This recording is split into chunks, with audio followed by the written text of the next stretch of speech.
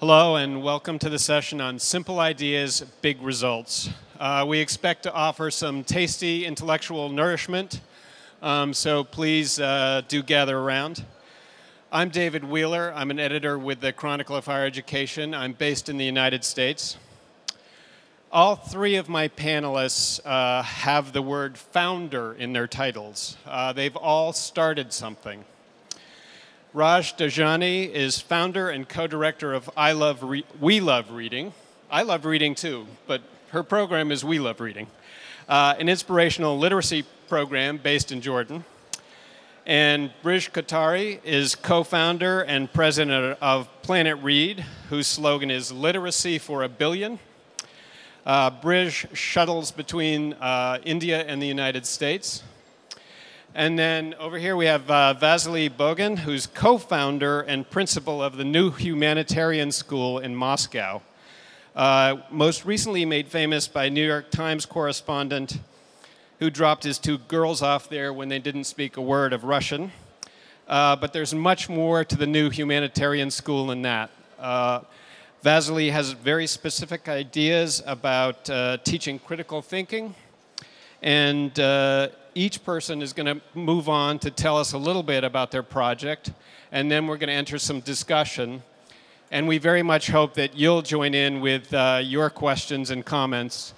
So please be thinking as we're writing about if there's anything else that you'd like to know. I'll start with Raj.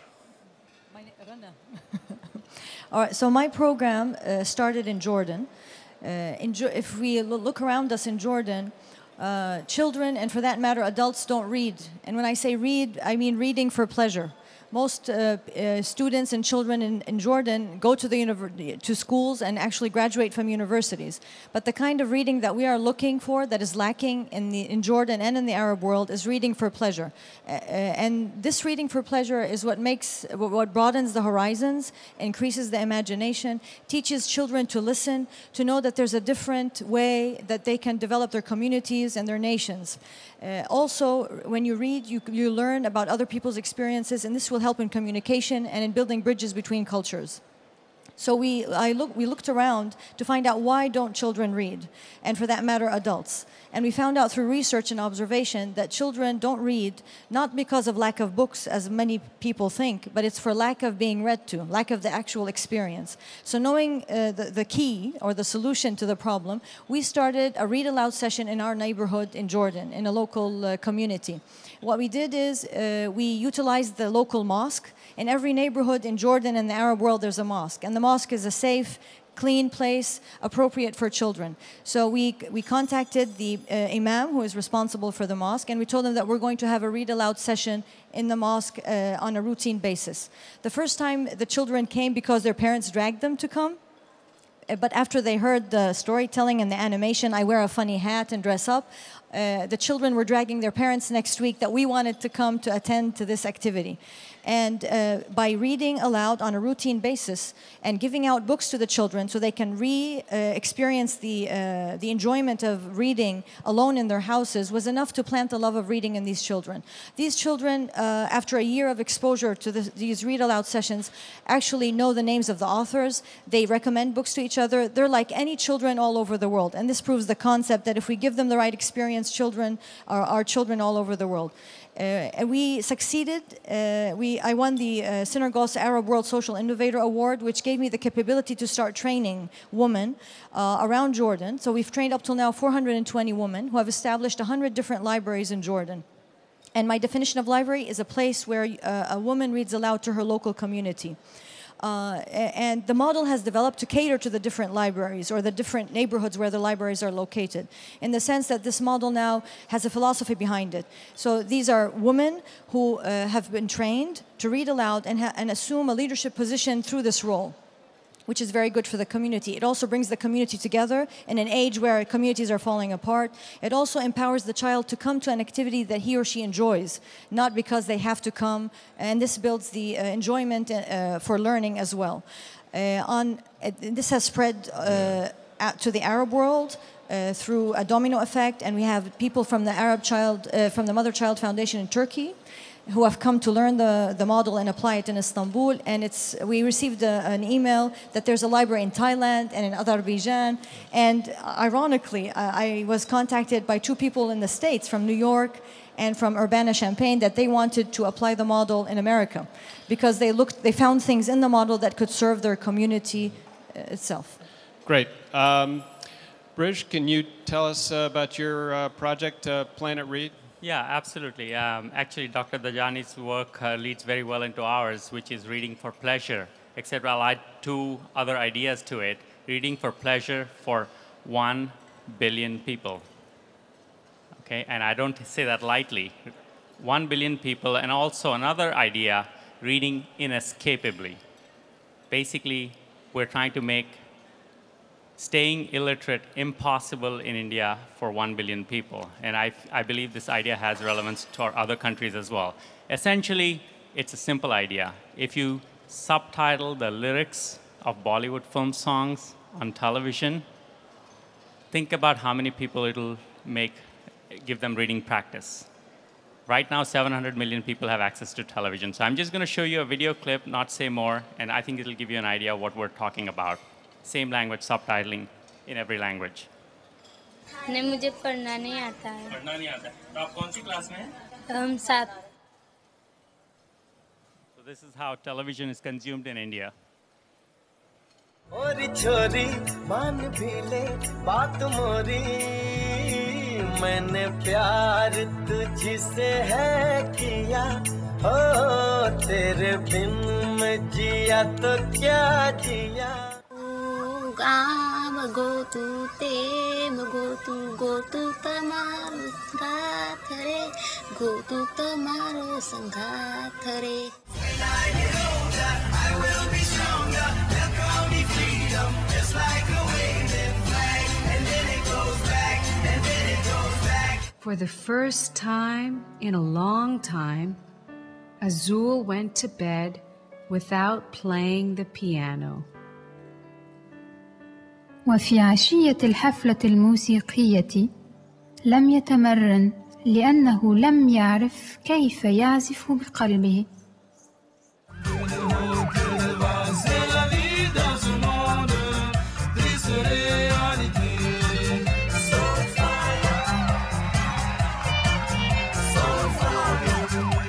Same language subtitling doubles the number of functional readers among primary school children. A small thing that has a staggering impact on people's lives. I'm going to return to Rana and Brij in just a moment, but now Vasily, can you tell us a little bit about the new humanitarian school in Moscow? The ideas we use in our school are very, very simple, and they can be used by everybody in this 21st century, because the technology is, in this century, the technology is good enough to make this simple idea possible, be easy to use in any school, in any country.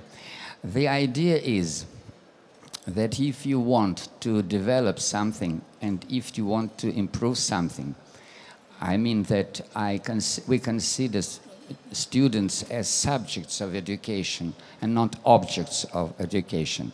You must have the things you improve must be perceptible for you. You can improve your written speech, and usually when I was a student, there was no possibility to improve your oral speech. You can't improve your own action because you do not see it. It is not perceptible for you. And if we use videotaping and audio recording and give students videotapes with them acting, they can analyze their own actions and they can hear their own speech and they can improve it. And you see, it is easy to criticize other persons when they speak not so good, their speech is not so well. Well, excuse my English. When they speak not so well, and when they act not so well, and we do not see ourselves. When we have videotapes, then we can see ourselves as other persons.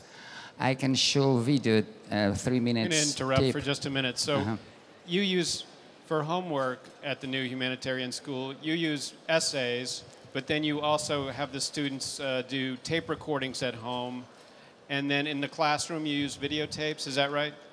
Yes, usually we use audio tapes, and their oral homework is given as in digital form.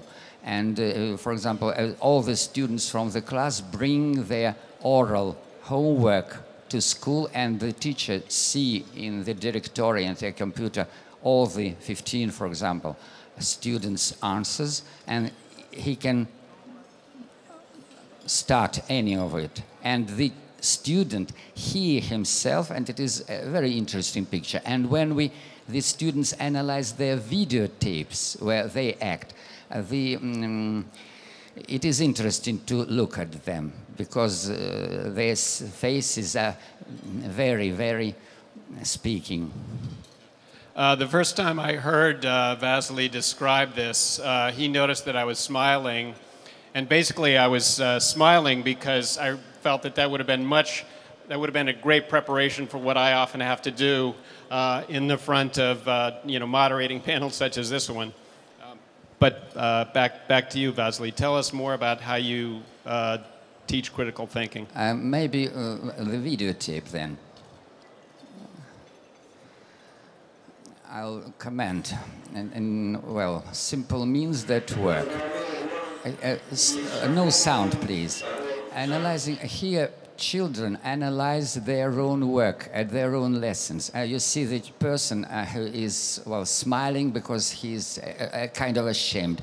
Now, one of the students is discussing. You see on the screen there are the same students. They are discussing how they acted during the lesson. Now we discuss during the self-government day. We are discussing with those who were teachers and directors how they work. And now we are discussing the actions of teachers, how they lead lessons. And you see, everybody can improve his activity when he sees it from outside, from another point of view. When seeing on the screen yourself is quite another thing than to see yourself from, your inner yourself, you see. And,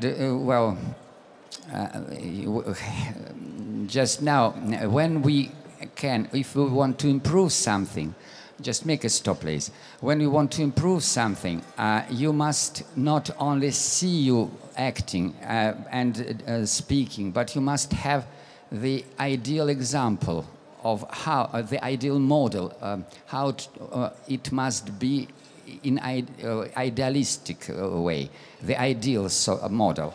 And if we talk about speech, there are no ideal model of speech. But when we want to improve our own actions and not to make them defective, because there are different actions. There are some actions which we call behavior. You have no goal, but you do it for some. What for are you doing, and why are you doing? These two activities are quite different. And if we use such a scheme, and start it, please, to show the ideal form of activity. As an activity, an ideal model of activity is a subject of activity, a situation, his values and norms, and if values and norms are opposite to the situation, then he has to put a goal. To achieve the goal, you must have means, instruments, and methods, and then you have the result. Stop it, please, for a moment. And this is the model. And when we discuss a lesson or we discuss anybody's activity, we can look at this scheme. If you show it once more, not me, please, then we'll see. Have you got the goal? And were the means and instruments adequate to reaching this goal? And what are your values? Why did you start this activity? And were you the subject, or were you not only the instrument of this activity? And when discussing with people, with teachers, lessons and their activity, we can, they start to improve their activity because they see the ideal model. Then we have the model of thinking. And we have the ideal model of thinking, and if we use this model, we can use not only, well, usually a lot of children use defective thinking. Start, please, if you don't mind. Verbal thinking, and there are three, methods of thinking, and we can divide it in three variants of thinking. Verbal thinking, stop it, for example, for a moment, and then imaginary thinking and abstract thinking. For example, here we here A plus B is C, but it is a very, very abstract formula, and it is it seems that it is appropriate to anything. But if I say to any person, and I can ask anybody here, just to show it how it is in the real world, give for example, a glass, a mouse, and something else, for example, a badge, and show me how this formula works. They usually do it like this: a glass is A, the mouse is B, and this badge is C. And I say, so are you sure that a glass and a mouse makes a badge? They say no. And maybe, and they doing vice versa and so on. But you see, the thing is that it is impossible, I'll show this scheme, to make this formula put it in the real world without having it in abstract way. Start the video, please. When you understand the formula, it means that C is the whole and A and B are just parts of it. And so you must do it like this. A mouse and glass is A. Stop for a moment. And it is badges B, and the whole is C. And now, when you say simple formula, 10 divided by 2 is 5, if children know how to think, they know that we must think in three variants, and three spaces. First of all, and there are variants of this very simple formula. When we divide by 2, maybe it is 10 kilograms, it must divide it by 2 persons must get 5, 5 kilograms each, and the answer is 5. And the scheme is like this: 10 divided 5. But there is quite another situation when we have the same 10, but we have 5 persons, and we must divide by 2. If we divide by 2, we'll find 5. Well, something is wrong with this scheme. It must go on. Yep.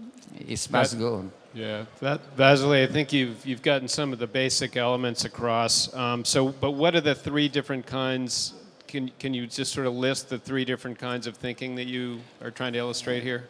The three kinds of thinking, the three types of thinking, and something is wrong with video. May it be going on without stopping.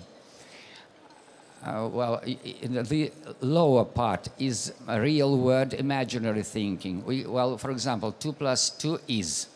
If we have 2 drops of water, and 2 drops of water, it will not be one. Stop, something was wrong. 2 cats plus 2 sausages is not 4, and, something is wrong with the video.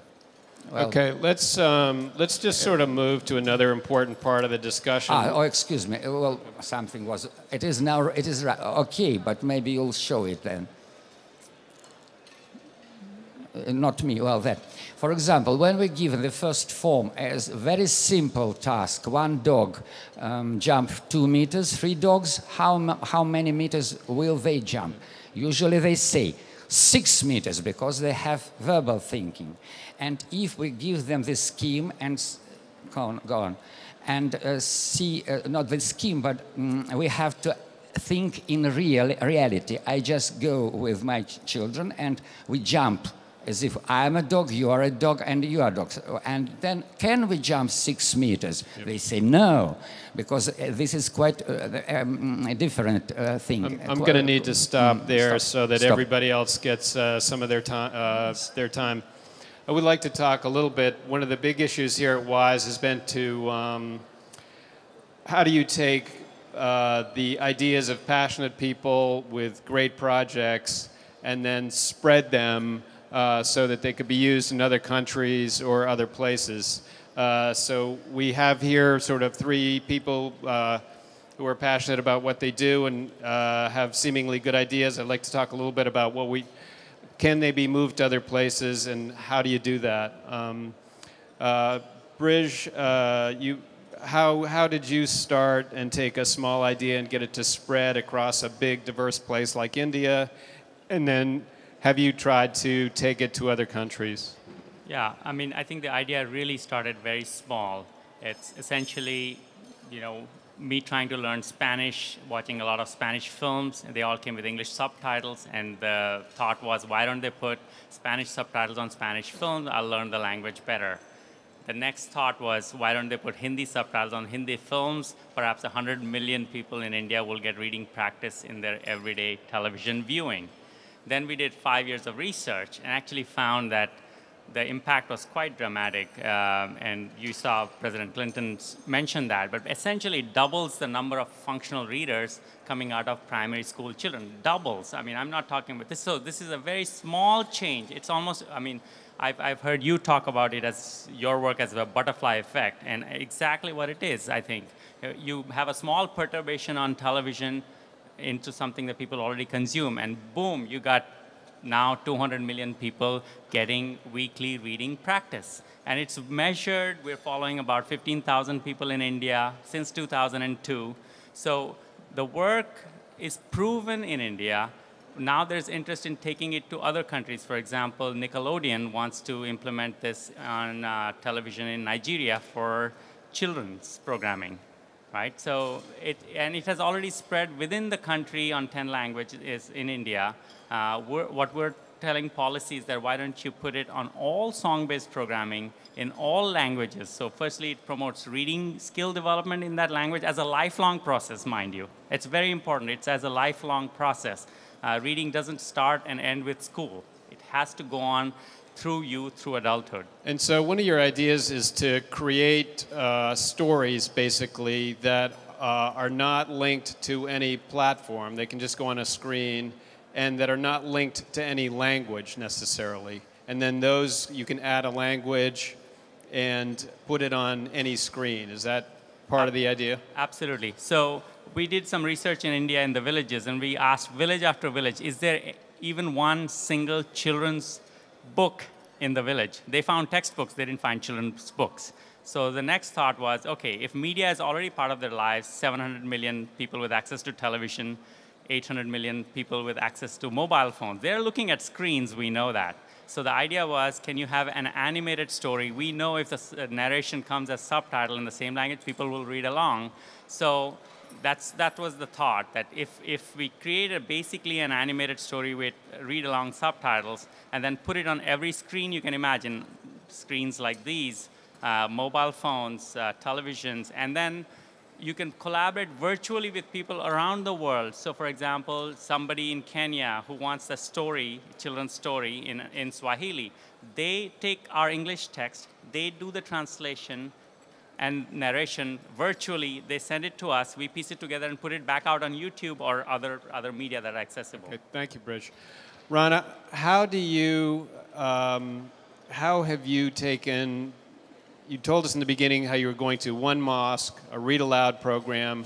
How did that spread to other mosques in Jordan? And possibly even to libraries in the US and Thailand. How did that spread happen? So it's all based on the model that it's a very simple, cost-efficient model. That doesn't require much. It only requires one woman from the neighborhood. And that woman, we train her in one day how to read aloud, simply, just to change her voice while she's reading.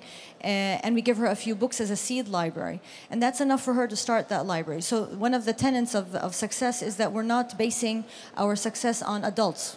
Because I don't believe that you can change an adult after they're grown up. So we're basing it, we only have to train one adult, and that's enough to change the children.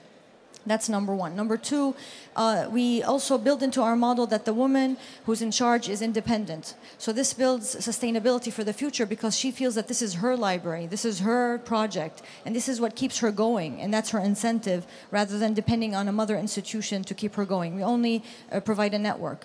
Thirdly, we have a domino effect. Every lady we train, we tell her that she has to train someone else. So it's like a pay-it-forward project. And in this sense, a lot of our libraries have begun in Saudi Arabia, in Lebanon, in Tunis from this domino effect, as well as in what happened in Turkey and then Azerbaijan and in Malaysia and other countries. But to add to that... Let me interrupt with one question.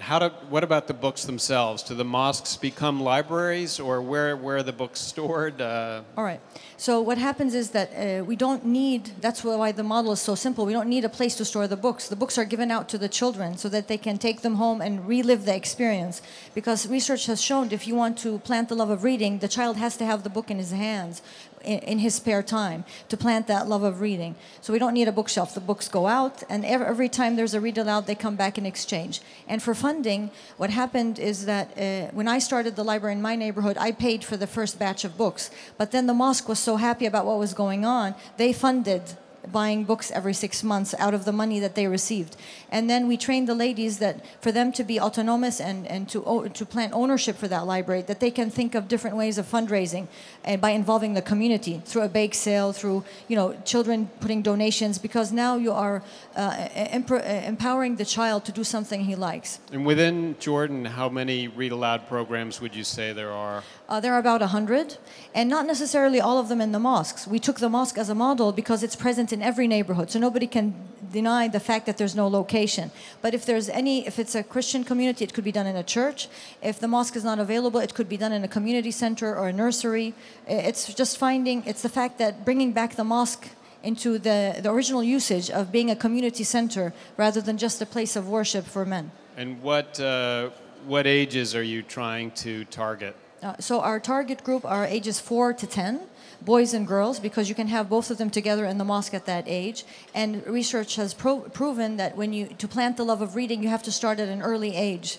And the younger, the better. So that's the perfect age group to start. And they also cater to a certain type of books that are available now in Arabic in the Arab world. I'd like to comment on yes, please, by all means. Because he was talking about reading Planet Read, and that through your method you're going to encourage everyone, adults and children, to know how to read by following the captions. But I think what's more basic is my model, because when you have to start at the grassroots to make the child love to read, not just to watch a movie, because movies by themselves are not enough to create an imagination, to increase vocabulary. You need to read the text, because the text you have all the descriptions of the personalities of the scenario, which is lost in the movie because somebody already did all that imagination for you. So you need to start with this and maybe complement it with your program. What do you have to say to that, Bridge? Isn't there some magic to an animated voice reading a book? So I love that finally we're having a debate. This is great. So the way I react to this is that really it's not this or that, it's both.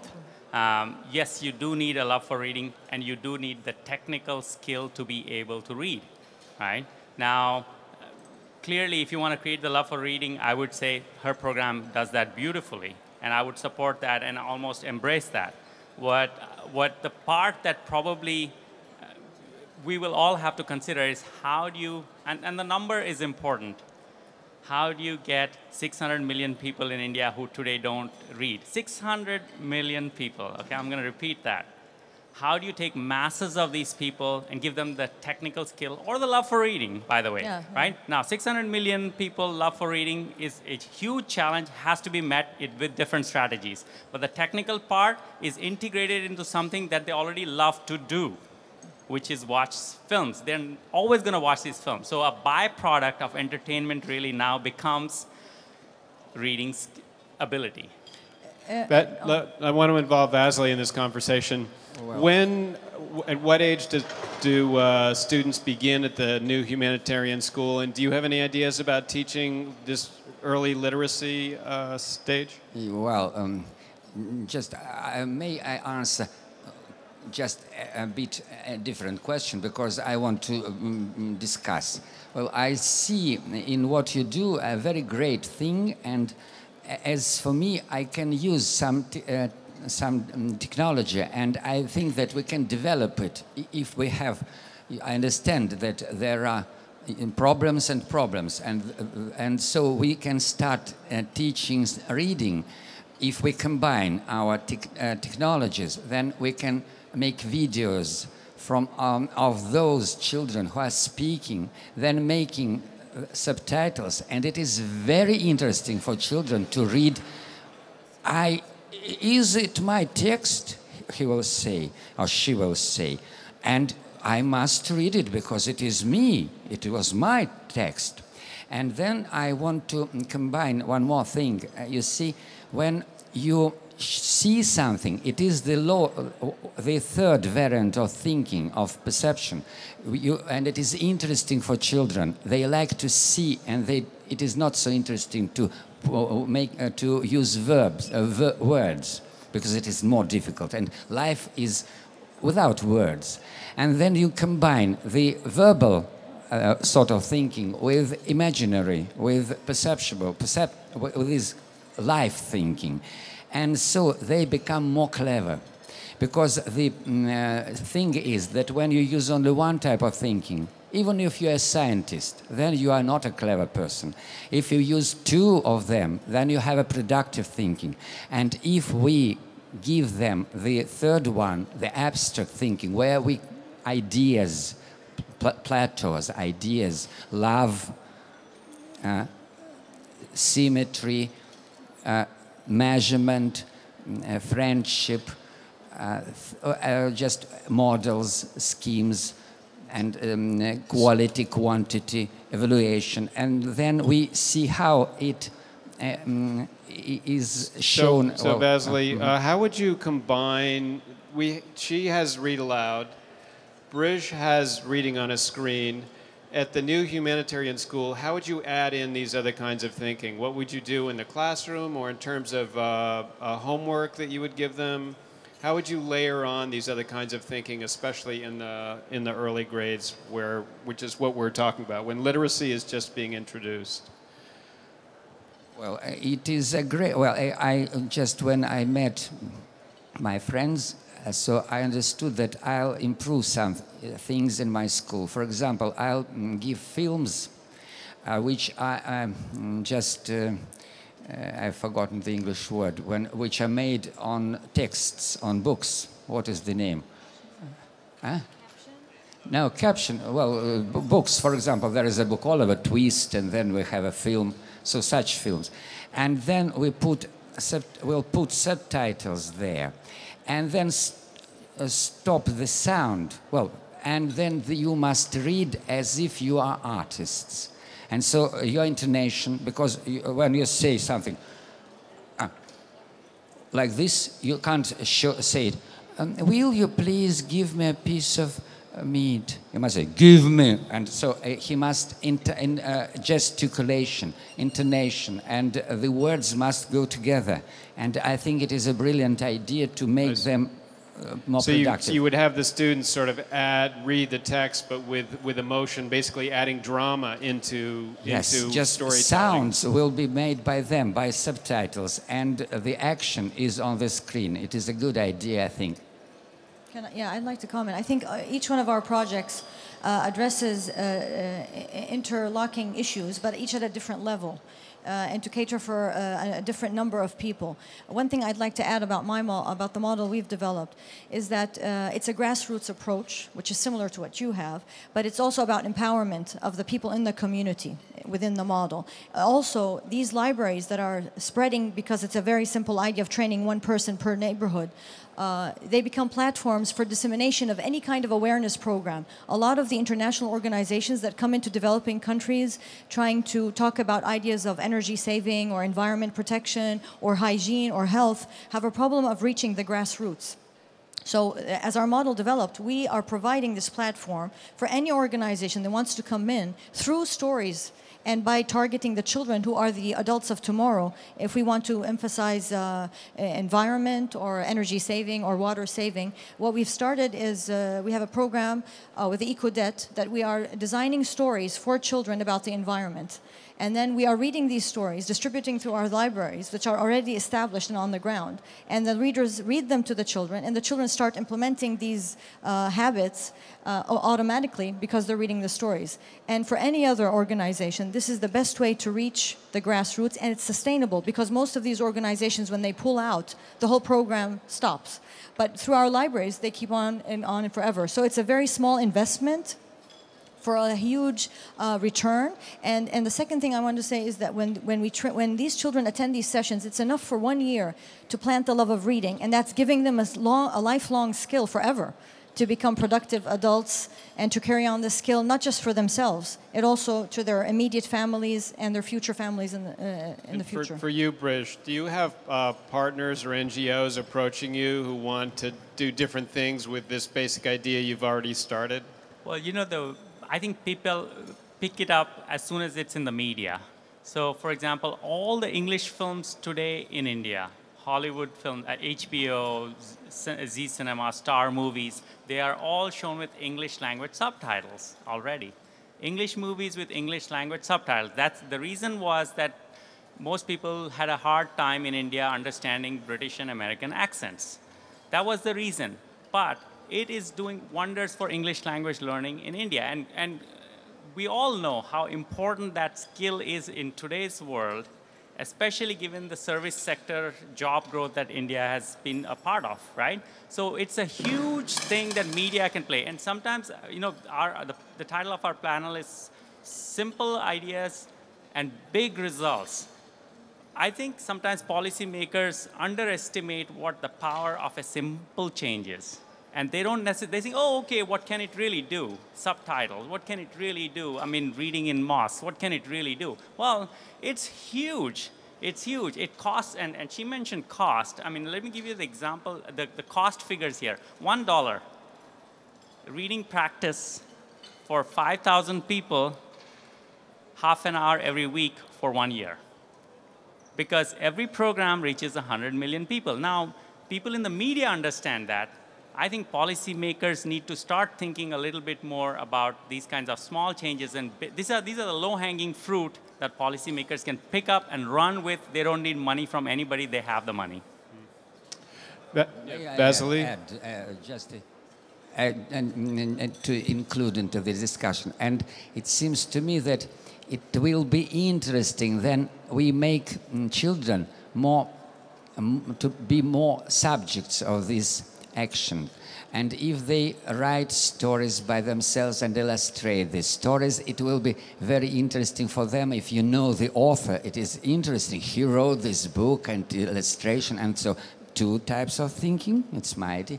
And then if you make it some children who are already taught to read a little bit, they can get a task. Now look at this videotape. It is the videotape of your activity. Try to write subtitles. Now you know the letters already, and if he will be in the process, it will be even more effective, I think, because one of the things we believe in, I believe in, that a child, a pupil, a student, a person can learn only by himself.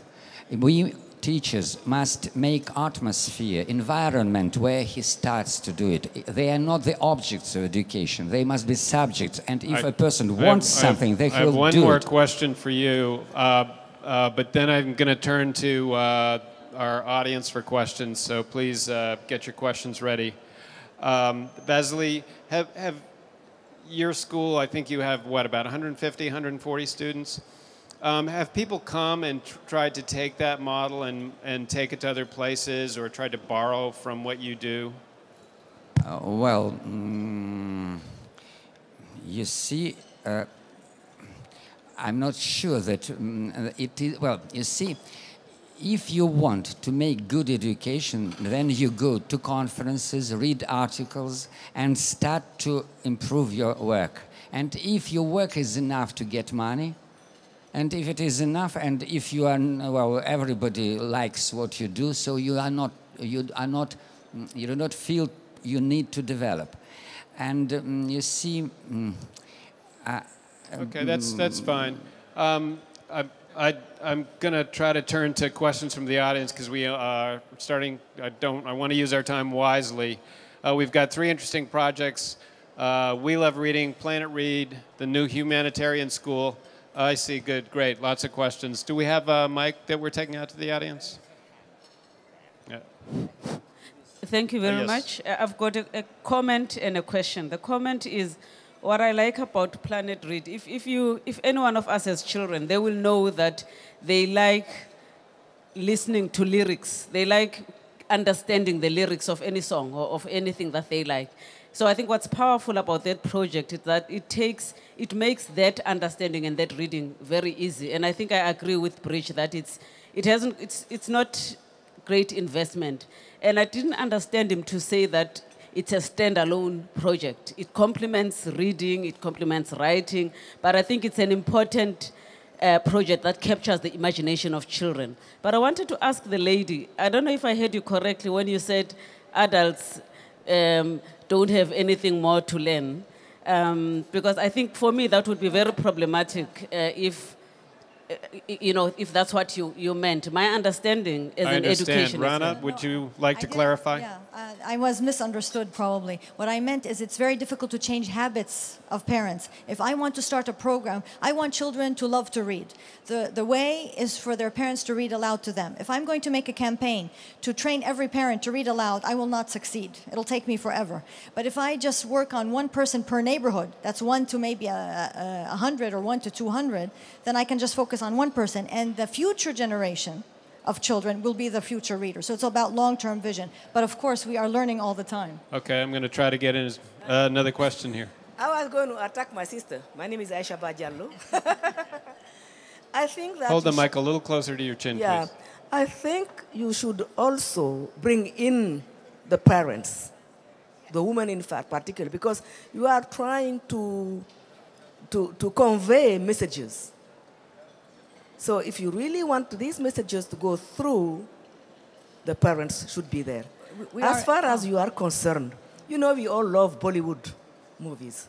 So your example is really great. All we need is to translate it into our local languages. As for yourself, it's very important for kids to see themselves playing. So I enjoyed. I'm happy I came. Thank you very much. So and I think there was another question over here. Thank you. This gentleman here. Thank you. First, I would like to say that I like that kind of setting where everybody can talk together in this way. This reminds me with the old way of Islamic teaching, where you would have circles and anybody could attend any circle that he is interested in. I would like to ask Vasily whether the program that he provides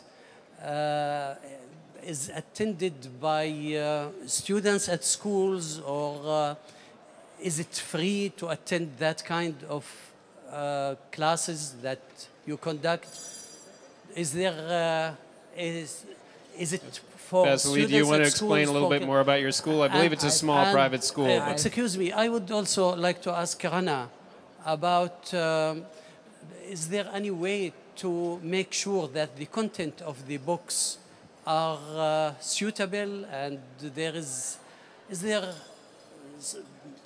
maybe... Yeah, we understand. yeah, okay. Appropriate for the age. Is it? But Okay. Vasily, do you want to explain a little bit more? Very your briefly. school? You see, I have a state program, mathematics, biology, Russian, English, and so on. And we have time for special lessons, which are called thinking. And here we teach children, they study how to do it. And you see, these schemes and these things are made in special occasions. For example, day of self-governing, many things which children do out of lessons, extra lessons activity. But at lessons, mathematicians, Russian teachers and English teachers and biologists use these schemes because we teach children not to know texts about biology. They must act in the biology. They must act in Russian, in English, in mathematics, and not to know things, to repeat verbal things. So they use it at the lessons. Thank you. And I think you mentioned you had something like 70 teachers, a lot of them who are part-time. Yes. I want to move to Rana. I want to answer the First Lady's question about involving the parents, and then I'll come to the books. So we do involve the parents indirectly because this lady who's reading to the children in the mosque, the children are going back to their families with the books with them, and they're begging their parents to read to them, just as the lady did in the mosque. And the mothers are seeing these stories as well. And they come to the mosque to see what their children are doing. So we are targeting the parents indirectly. Why we're doing that? Sir Martin in the morning mentioned talking about boutique projects that never really go, that cannot scale up because they're very focused. We did not want to focus on the parents because otherwise we'd be boggled in one neighborhood. We wanted to develop a model that can spread fast, simple, and doesn't cost any money. So when you just focus on one in the neighborhood, and she will be the one who spreads it within her neighborhood, like it'll be a domino effect. So, and for the question about the books, what I do is I actually go in I have a group of people. We, as educators, we choose the books that are appropriate for the children, and these are the ones we give to our seed libraries. And we always have a list of recommended books for the women to actually buy from through us to get them lower prices rather than buying directly from the local market. Okay, and I believe there was another question right here. Oh.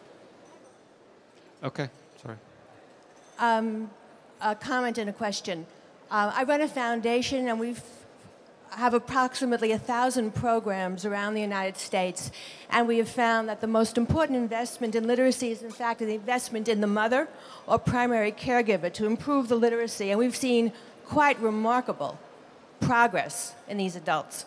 And that, in fact, if you don't have a mother who can read, then the whole burden rests with the school later on.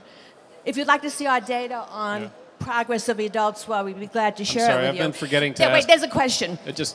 Can you tell us what your, who you are and what your foundation is? My name is Benita Summerfield. I'm the executive director of the Barbara Bush Foundation for Family Literacy. We fund intergenerational literacy programs specifically. Thank you. And your question? And the question to Bridge is, since Bridge, your program spans both very young children and adults. So in other words, you're dealing with both the pre-literacy issue, as we do, and the adult illiteracy issue and lifelong learning, which is critical. And we haven't heard anything about that here at this conference. Do you see any difference in the data that you get between the children's response in reading the results and the adults? Very quickly on that. Basically, what we found is that the interaction between what you learn in school and what happens at home is critical. So when children go to school and the same day they get exposed to the same letters and get some reading practice, and that interactivity back and forth is very critical. So children in school advance very fast with this kind of complementarity. For adults, the complementarity is harder to create, so the progress is slower, and we found that in our data. But the progress is there, and it also reaches a lot of women who sometimes basically cannot go to a learning center. So actually the reading practice enters their home, and especially in countries like Afghanistan, these kinds of solutions become very important, where the reading practice actually enters their home spaces. Thank you. And I saw there was a question over here from Araf. Thank you for inspiring us and sharing with us your experiences. Great ideas. I want to ask about social media. how you use social media in your projects and initiatives to scale up, or if you are using it at all. Thank you.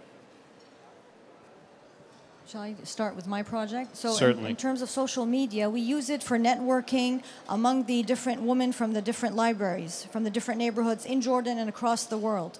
But we do not use it with the child himself because we are catering to grassroots worldwide, and not every child has access to a computer or to a smartphone. So we are focusing on practical issues more. To plant the love of reading. And actually, we're developing a mobile network between these ladies for communication and for sustainability. So we're utilizing it to serve our purpose. So it's a social network that would serve the readers, the people providing the reading, basically. Yes, for sustainability. But we always want to focus on the child reading from a book. And the reason is, especially at a young age, that's how you create an imagination. And this is the step after literacy. We're not talking literacy. These children read. It's about how they enjoy reading so that they can become productive citizens and make a difference by pulling on all the experiences of the people they are reading their stories about. That's what we want, to change our countries from developing countries to developed countries, because I think that's crucial in that sense. Brij, is there any role for social media in what you do? I love the question, by the way. It's critical in our work. For example, ask any children's publisher, would they be happy to be selling 10,000 books a day? They would be ecstatic. They would be the biggest children's book publisher in the world, possibly. 10,000 books a day, okay? Now, with the social media, this is possible. When you start putting your reading content for children on spaces like YouTube and spreads through the Facebook kind of network, you start finding that actually, if the content is good, the proof is in whether it spreads or not. And you can encourage that further. So what we found is that very quickly in the last 6 months, since we've started to be very actively engaged in this, we've gone from 20 views a day of our children's books online to 5,000 today, a day. And we're aiming for 10,000 by the end of this year.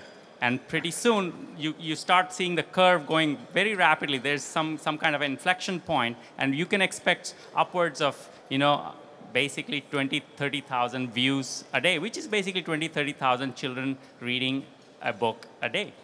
Great, thank you. I did want to get to a question right here. Sorry, thanks for your patience. It was not a question, but it was just a comment to the lady that she has the children in the mosque, but when the child goes back home, for the parents to read to them, the parents may not be able to read the same way as being taught in the mosque. So I concur with that lady over there, saying that if you involve the mother as well, then the effect will be more. Okay. For Read Aloud, you don't need an animated storyteller. I mean, that's just as a catalyst. The child, by himself, if he just takes the book home, that's enough. It doesn't have to be every night. And the parent is involved, but indirectly, in order to make it a very simple model that can spread. But they are involved by coming and seeing this lady on a routine basis because it's all neighborhood-based. The lady who reads is their relative or their neighbor, so they know her, they can learn from her. And actually in our training, we tell every lady that after she's trained, she has to train someone else, and that person has to train someone else. And that's the pay-it-forward concept that helps the whole model and the art of Read Aloud to spread. Thank you, Rana. More questions? Any other questions? Can I ask the question to the audience? Yes, please. So audience, okay, we'll turn it around here. You've heard 3 ideas, okay? And I'm sure when you think of your own context and you try to take any of these ideas or whatever you've heard in the conference, what are some of the resistances you start seeing even when ideas don't cost a lot and are very powerful? Because they don't still get to that kind of a national level or state level. So is there anybody who would care to comment on where's the resistance? Because some of you probably even are in decision-making situations. It's a good question. Okay. Yes.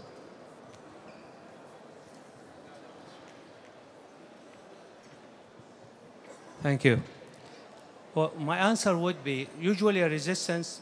Let's put the facts, what we agree on. I think every parent wants success and wants what's the best for their children. The other facts with the humans, I believe, is we are driven by success.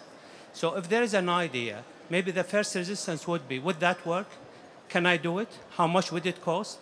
I'll put all the reasons why I don't want to do it. Now, if this idea is implemented, even locally, and proven to be successful and easy, and it can be sustained, people would like to follow. I believe your model with the television, it was easy. It does not cost much. We're sitting, having fun watching a movie and learning. This works. Then people picked it up with their industry and it carried on. I believe we need to prove that our idea does succeed. Now, with the communication, with the social media, so many ideas are floating around, tens of thousands of them. Would that work or not? We don't know. Prove it works. People would follow. Now, my other comment, and maybe I would call it an invitation to the whole world. You have great ideas here. You managed to be invited to these conventions. I'm sure there are others who have brilliant ideas, local ones. They have no means. Maybe they don't know the language or they know how to spread their ideas. But yet, at the same, they are local great ideas. So since we have thousands of TV channels offering all different types of things, why the world does not get together and let's have an international platform, a TV channel just addressing great ideas. Many people, I know it's 2.1 billion now have access to internet, but I guess over 5 million or 6 million, they have access to the TV. Let's have a channel putting ideas and the success stories, and this will really guarantee a spread of everything. At least it will reach everybody around the world. Thank you. So ideas about spreading ideas. Do you have some thoughts? I just like to encourage anybody, picking up on what the gentleman just said, anybody who has an idea and they think and they believe in it, the most important thing is for them to believe that this is successful, it's going to work, and to be passionate about it. If you believe something is going to happen, it will happen. And if you don't believe enough, that's the reason it doesn't happen. Not because of resistance, not because of people. It's all about believing in yourself and carrying it to the next step. When I started in my neighborhood reading to the children, I never imagined I'd be here or I was invited to the Clinton Global Initiative. I never thought of that. And to add upon that, you should usually, when you start a simple idea, you're solving a local problem that affects you or the people around you. Focus on that, achieve that, and prove your concept, and then things will roller coast by themselves. It'll be a snowball effect. I think that's a great note to end on. I really enjoyed meeting my panelists and learning about their projects, and I hope that you feel the same way and that you take the opportunity to come up and ask them some questions after this session. So thank you very much for coming to Simple Ideas, Big Results.